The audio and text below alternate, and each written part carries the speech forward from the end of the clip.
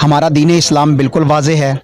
पैगम्बर इस्लाम नबी करीम सल्लल्लाहु अलैहि वसल्लम ने फरमाया कि अगर कोई शख्स किसी मुसलमान को काफिर कहे तो कहने वाला ख़ुद काफिर हो जाता है।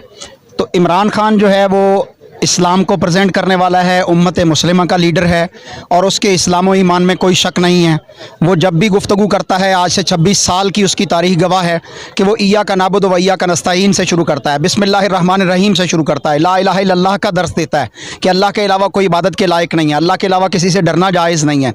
वो जब भी बात करता है वो कहता है कि मेरे लीडर और दुनिया के सबसे बड़े लीडर मोहम्मद करीम सल्लल्लाहु अलैहि वसल्लम हैं। तो ऐसे शख्स को जो है वो गैर मुस्लिम कहना या काफिर कहना या उसके ख़िलाफ़ मुख्तलिफ़ किस्म के फतवे जारी करना, ये PDM की वाज़ेह शिकस्त है। ये एक घिसा पिटा हुआ टोला था जिसको कोई भी नहीं उठा रहा था। ये रद्दी के गंदे टुकड़े थे, कागज़ थे जो गिरे हुए थे और अनदेखे कुव्वत ने इनको उठाकर हमारे मुल्क के ऊपर मुसल्लत कर दिया अमेरिका की साज़बाज़